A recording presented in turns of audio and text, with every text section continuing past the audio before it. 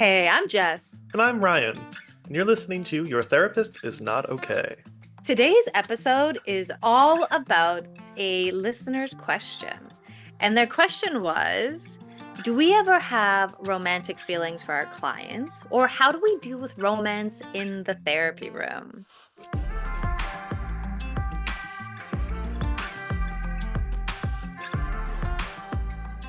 This is a zinger, and it got Ryan and I thinking quite a bit about what we want to say. Hey, Ryan? Absolutely, it's a complicated one. It is. I love that our first question is an absolute zinger. So as we started thinking about this, we started obviously thinking about our own experiences, and we'll be talking about that today. This is a pretty important topic, especially because, like many fields, the field of psychotherapy has not been banal. There have been many cases in which abuses of power have taken place. And so, for anyone else there listening, I really want to give a good trigger warning. Please be aware that we will be talking about sensitive topics around the roles of therapists and some of the history there. We won't get too much in depth here, so be aware of that. But this is important for us to address. And so just be aware going into this episode that there'll be some darker bits alongside it. But before we dive into this conversation fully, I just want to thank you all for the comments, the DMs, likes, reviews, follows, all those subscribers out there. We love getting your feedback, and we're so glad that our podcast is growing and reaching more people. Please keep it coming, interacting with our content. It boosts the algorithm and it helps us grow. So, with that, Jess, you referenced kind of like this history of our field and that it's not been innocent, it's not been banal. There is a history of inappropriate conduct, and there is always a risk of inappropriate conduct from therapists. So, we did kind of want to start with this serious bit to frame that clients do need to be protected and that therapists have in the past and are presently crossing the line in very inappropriate ways. Yeah, thanks, Ryan. I mean, it started from the very conception of psychotherapy that when a psychotherapist, typically a man back in the very early 1900s, um, had a position of power over what usually was called hysterical females, Mhm. that there would be certain level of abuse or coercion of power. There's a ton written about this if anyone wants to read about it, especially around Freud. There's certain cases about how hysteria as a term even got created. There's a lot of really good feminist take on it, but it really starts to show that in the very beginning, these positions of power could really exploit those who are vulnerable and coming for help. Absolutely. And that was in fact one of the things that Freud even said early on is a lot of these people experiencing quote hysteria were actually people who were survivors of abuse from family members, male family members. So there's that kind of dynamic that is been a part of society and for as long as we know, unfortunately. And therapy is not immune to the possibility of abuses of power just like this. Mhm. In the modern world, there are some things that are done to help mitigate this and help protect clients. Some of those things are that any nation, which includes Canada, includes the US, that has a certification process for their therapists, they'll do some kind of standard things like they'll do a thorough background check to make sure that someone applying to be a therapist that's been through all the appropriate education, the appropriate supervision hours, does not have any history of abuses of power or crimes that have like harmed other people, basically. Um, and beyond that, enshrined in all of those regulatory bodies, including for at least for Ontario, there's the CRPO is the body that regulates that. And in the states, it's different for each state, um, where you can report if you feel you have been harmed by or have experienced inappropriate conduct from your therapist. Um, and those are important tools that are really all about protecting clients, protecting, as the law would call them, the consumer of the service. Mm. So there is some recourse to stop that from happening.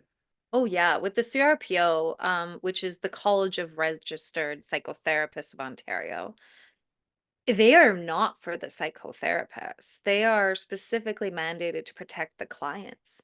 And so as soon as there's a complaint and there is a complaint procedure that you have, really they're there to make sure that clients are protected from anybody in the field and have a very kind of robust system, including free therapy should they need it, to protect them. Yeah, absolutely.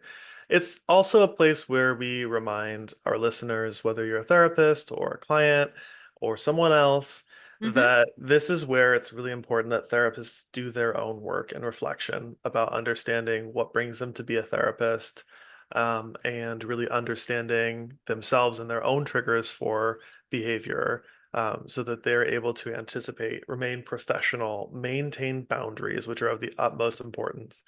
And when they have some kind of confusing feeling, to take that to supervision, Hmm. right? And we'll kind of talk a little bit more about that soon, but we just wanted to get that, make sure that we include that in this podcast, that nothing that we say today denotes any acceptance of inappropriate behavior, and that it's so crucial that we protect clients as a field Hmm. and that we use the resources we have to protect clients in the future.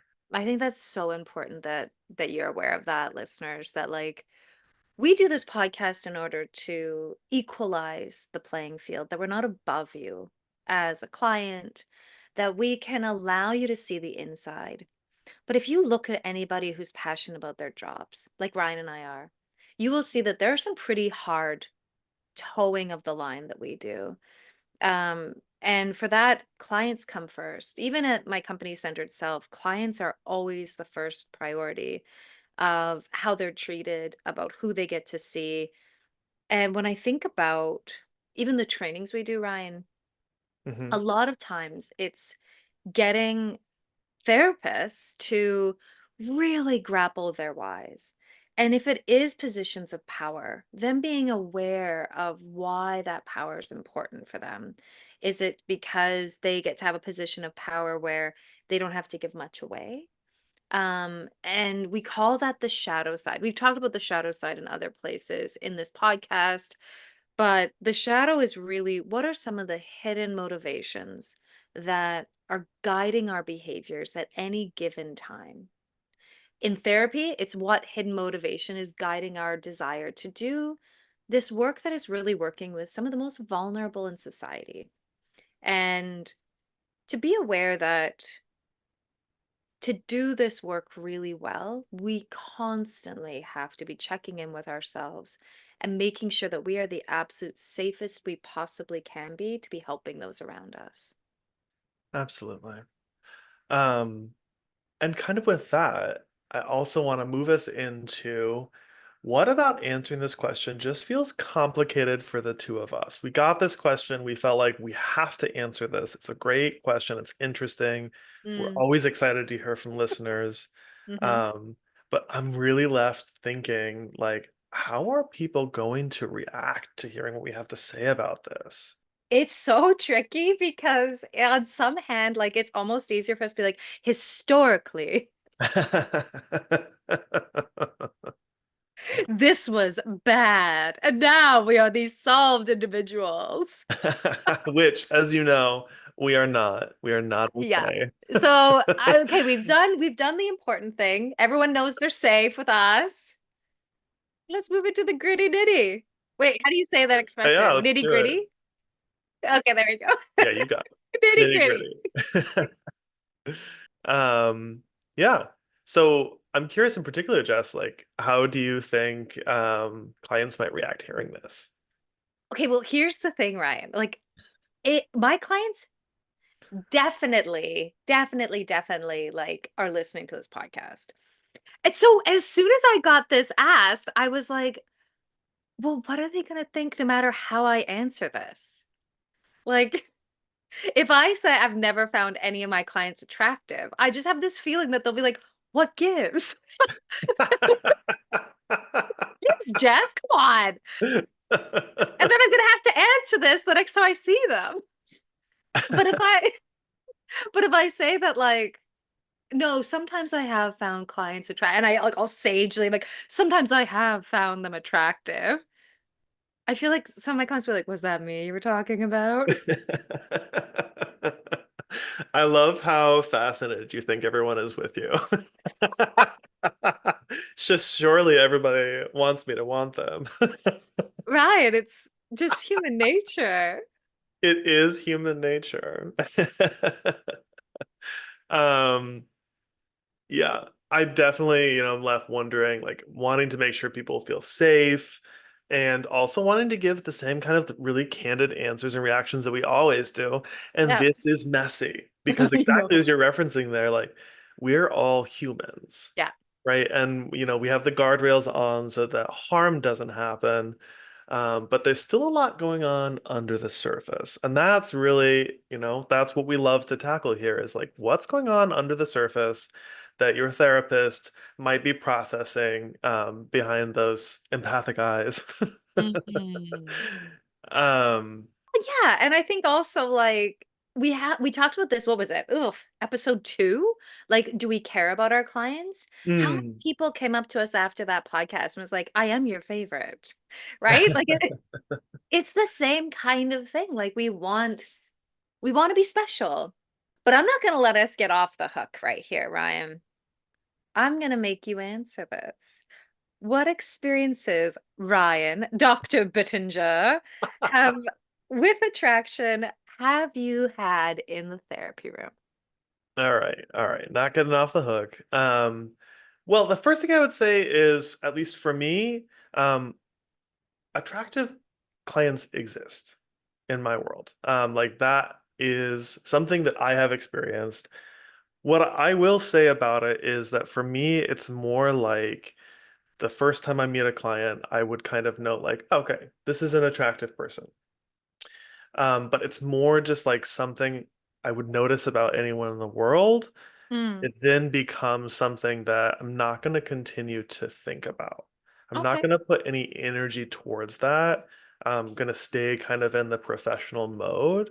Um, and just like keep it in that lane.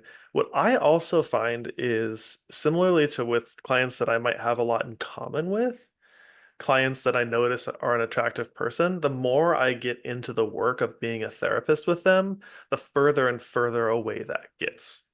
Because I'm so invested in kind of diving into their world and really listening and being there with them that I'm not focusing so much on what we have in common. That Hmm. I'm letting go of a lot of self temporarily to be one foot in my world and one foot in theirs, so to speak. So I do find that just through the practice of therapy, that starts to be further away from me. Hmm. Um, there's also the dynamic with this when, like, sometimes I have had clients express an attraction to me, Hmm. and that's a whole additional dynamic, where that's something we have to navigate with boundaries and think about, like, what does that mean? And Hmm. what's happening here. Of course, therapy is a very intimate and vulnerable space. Hmm. Where a client is sharing so much of themselves with a therapist. Yeah. Often we hear like, I've never told anyone this before. Or, I'm afraid of what you or anyone would think of me if they knew this. Yeah. And we're, part of doing that act of respectfully holding that for them and with them. Um, so it's not uncommon for people to develop this sense of intimacy, which some people would then interpret as an attraction. Yeah. Um, that again is kind of within these safe boundaries. Um, Interestingly, the experience that I've had is that um, it usually is like so not about me in any way. In fact, a lot of the clients that haven't expressed an attraction to me, I'm like, that's not even within the world of possibility.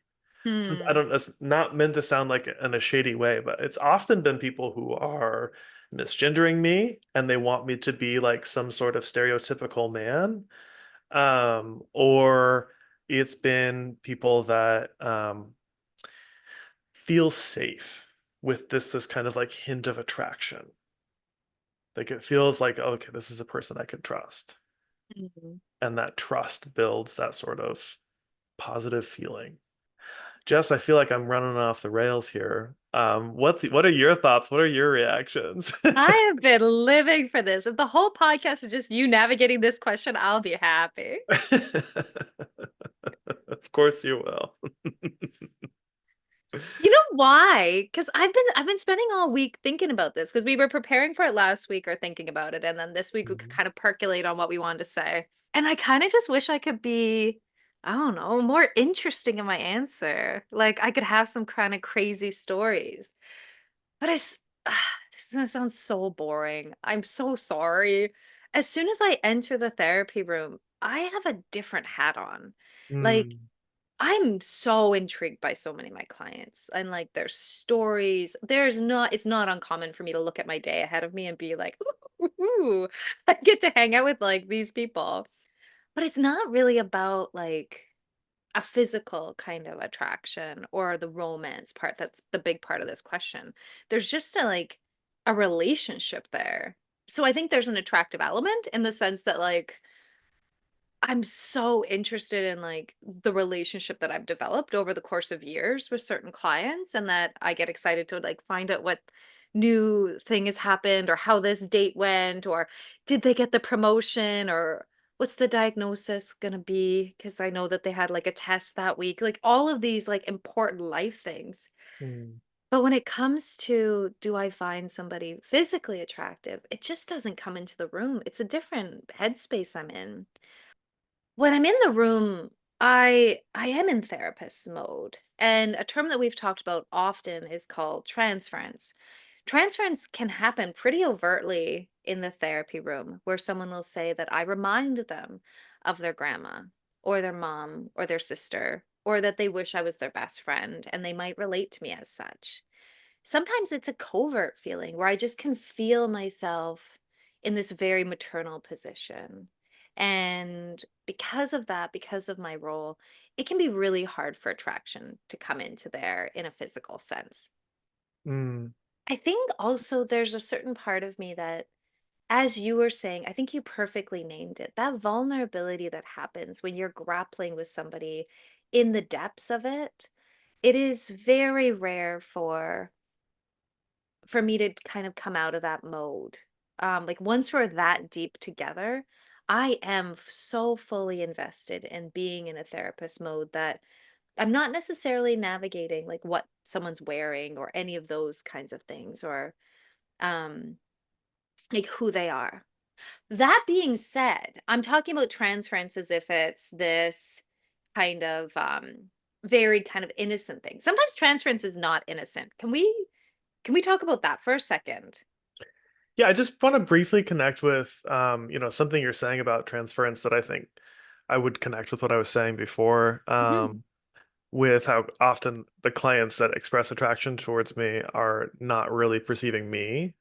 Mm, That fits perfectly within that idea of transference. This is actually like a yeah. one-sided. You're not actually attracted to me. Yep. You're attracted to some idea of me or some way that you are wanting me to be in the room. That's perfect because I wanted to link what you were just saying about that and talk about what we call in the term erotic transference. Now, you and I debated on bringing this term up. So let me do a huge Did. caveat Yeah. that this is a term that psychodynamic practitioners use.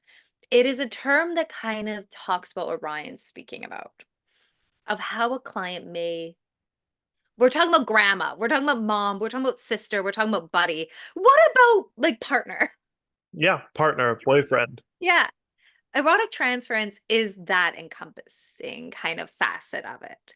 That sometimes because we're so vulnerable with clients, they may develop a certain level of romance. For you, Ryan, if I can use the one where they misgender you, Right. it might be because for the first time in a client's life, there's a safe man who's paying attention to them and maybe laughing. And because you and I are psychodynamic practitioners that focus on relationship, you probably have some private jokes with them. Oh yeah, So when you enter that counseling space with a client, there it's not just about you being above them and them being a client. It's that kind of equality of being in relationship. absolutely. And I think while I'm not being vulnerable in the therapy room in terms of like my history, Yeah. there's still a vulnerability in having that kind of connection Hmm. and in, the things that clients ask for from us and that like clients are asking us to give them accurate reflections and connections about what's going on in their lives and what's coming up. It's a lot of kind of really intentional work that we try to do to meet those needs. So I think there's kind of a vulnerability in saying like, yeah, I can go all the way into the darkness with you. Yeah. We can do this together. Yeah. But it's a very different kind of vulnerability that doesn't always feel the same for the client, right? So exactly as you're saying with like that idea of erotic transference, where that might feel like safety or like this is the first time someone has known me this well and not judged me or listened to me. Hmm. Um, and that can sometimes become really helpful for therapy Hmm. and that if a client names it or if we notice it and bring it up, then we're sometimes able to talk through what's your history with relationships? What have your experiences been? What do you wish you had from a relationship? And how can we work together on learning about yourself so you know what your triggers are, you know what your needs are, and you know what you want to seek from future partners? And Mm. maybe how to try to approach that in a way that forms a healthy relationship. So often, what I'm talking about with clients is like every relationship they've ever had has felt unhealthy to them in some way. Yeah, and now all of a sudden they have this beautifully healthy relationship with somebody that doesn't judge them, that they've been able to say things that they've never told anyone before. Right. That and then also someone that is consistent. You're always going to be there. You're not going to let them down. But you're also real. Like we were saying last episode, like you're real, like you being a real person is so awesome and important for them because they actually can have this microcosm space where they get to try out what it looks like. One thing I wanted to say is as we're talking about this, I do know that this is actually an incredibly tricky topic for therapists, new therapists, and therapists that have been in the field for a while to navigate. Hmm.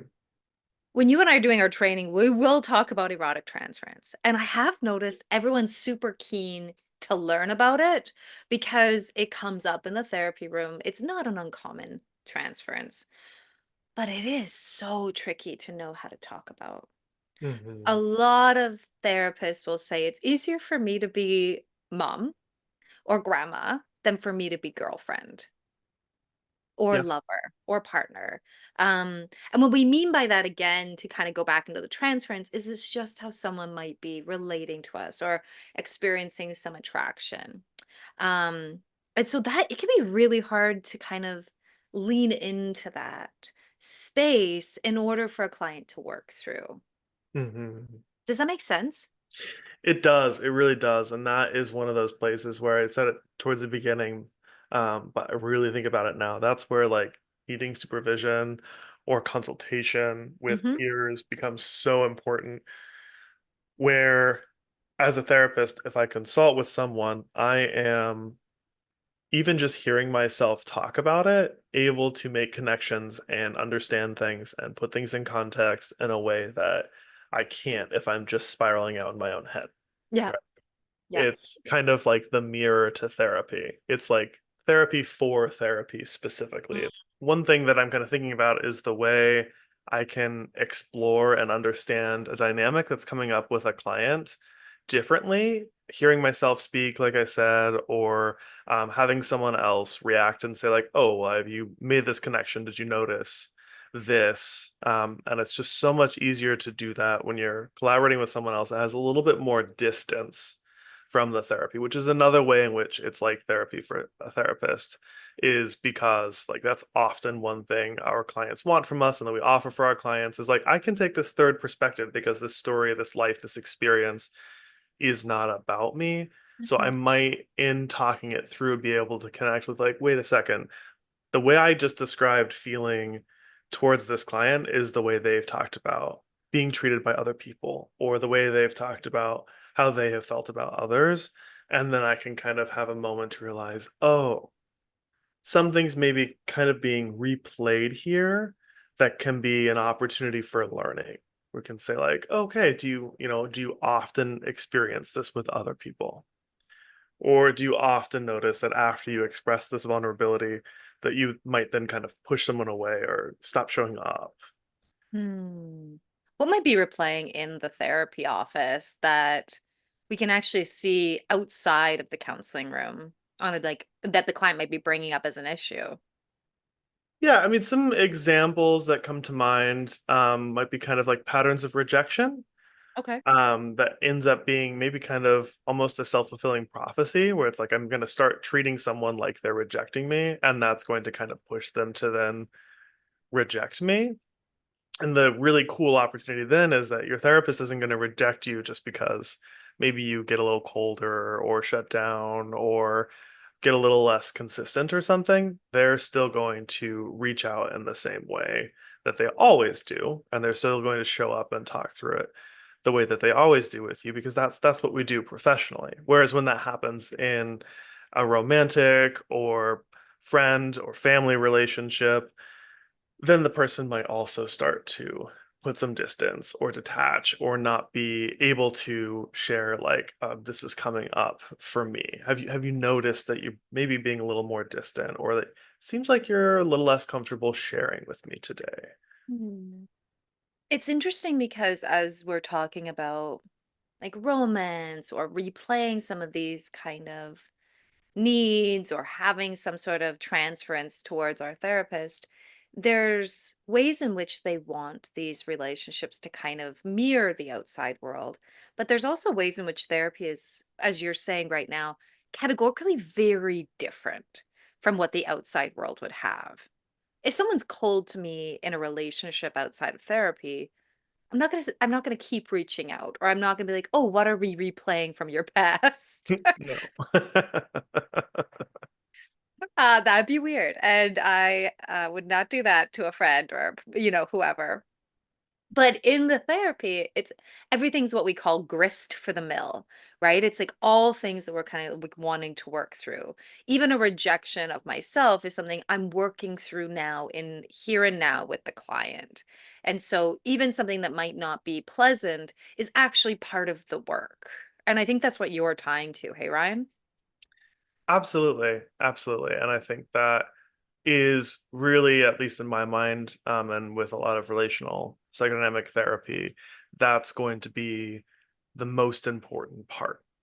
How can we learn something about the way that we relate through having this meaningful and powerful relationship with someone that is still very different than, yes, the outside world relationship would be. Um, and this is kind of actually exactly like a way a therapist might work to help address when we say like, oh, I'm having the same thing happens over and over again in my relationships. And I'm starting to wonder like, am I the problem? I'm not here as a therapist to say like, yeah, you're the problem. But I am often here as a therapist to say like, there's always more than one person involved in a relationship, which is not to Mhm. say that you're quote to blame, but it is to say that like you can think about what energy you're bringing to the situation. You can think about the types of people and patterns that you're seeking out. Um, but it's a tricky one to navigate, especially I find for therapists that are newer to the field or therapists who haven't had a lot of training in how to work relationally. Which kind of leads me to ask you, Jess, about, earlier you said that while you haven't had exactly this experience of being attracted to a client, that you have heard from supervisees that had this experience. So I'm kind of wondering what like guidance and support do you give to a supervisee about How does a therapist go through this?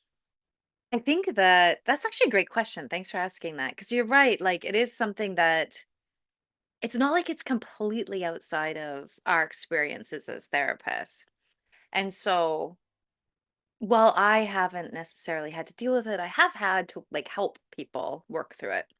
And some of the experiences I've had with new therapists are dressing up for a client and Mm. thinking like, or like maybe like trying on outfits and be like, what am I doing? I'm not going on a date. I'm going to like therapy. And in supervision, I'm like, why was today the day that we went through 7 outfits? And we start to link, oh, there's that client I've been really excited about working with. And as we kind of like navigate that kind of part of what's going on for the supervisee, we can start to realize that there's maybe chemistry there or there's a good relationship. So I had said that like I really look forward to my clients, that we've built relationships over time. I think also as we think about our clients sometimes having that intimacy and like that excitement, I think for new therapists, it's also quite exciting to see somebody just all of a sudden, like, the things that they're coming to therapy for are also, like, getting solved and they're seeing real-time change. Or there can also be a physical aspect. I don't wanna shy away from that just because it might be uncomfortable.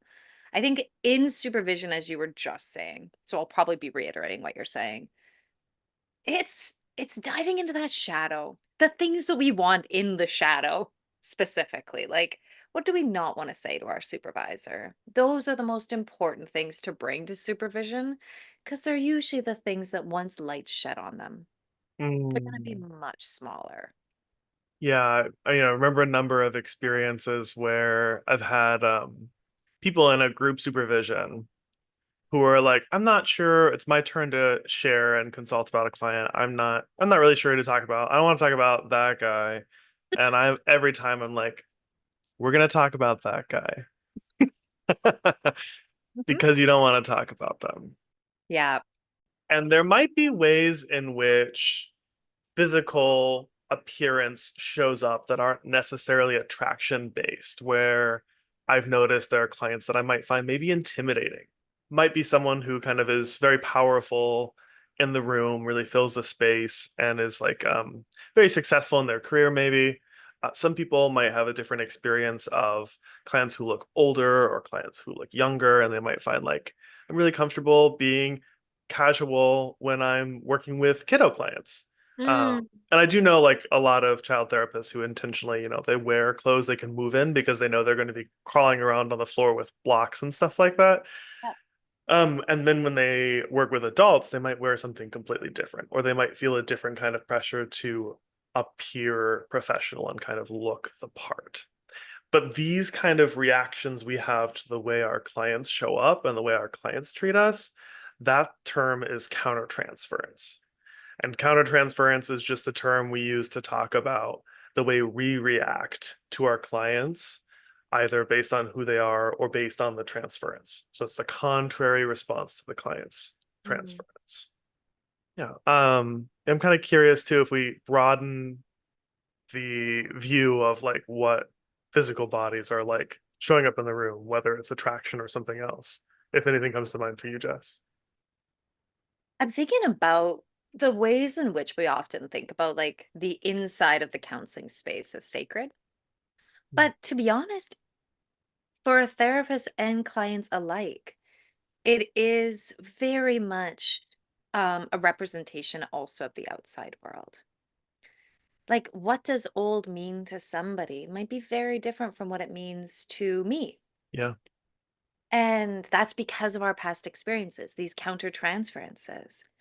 And how I might relate to somebody who's attractive can also change with my past experiences. Maybe working with someone that's attractive might be really safe feeling to a therapist.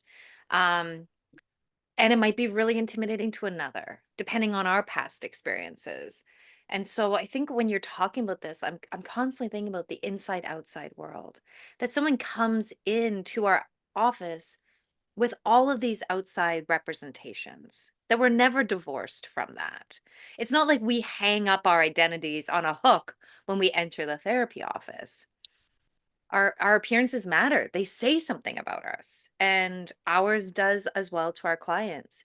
And how we relate to these appearances or who we are, our affect, our age, all these things, they matter.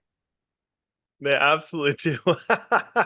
I'm thinking right now, okay, so we're wrapping up the recording for this session on Halloween. And I'm wearing a cow ear headband. What do you Hey, think it means? What do you think it says that I'm wearing cow ears, Jess? literally, I was talking and you were like giving me this look. And I was like, and then I started second guessing myself. I'm like, am I saying something weird? Then you bring out the fact that you're wearing cow ears. It's my appearance. You know what, Ryan? They totally suit you. Oh. Oh, I cannot believe that's what you were about to say. Well, um, I am kind of thinking in terms of time that we should start to wrap up for this recording. Do you have any kind of final thoughts? I would say this. Being able to talk about this topic is a tricky one. Ryan and I have been navigating it as kind of the complexity that it is. Mhm. So if you're a client and you're feeling any kind of way between your therapist, and it feels important to bring up, hopefully what we've been able to do today is just show you that it's actually a really relevant topic.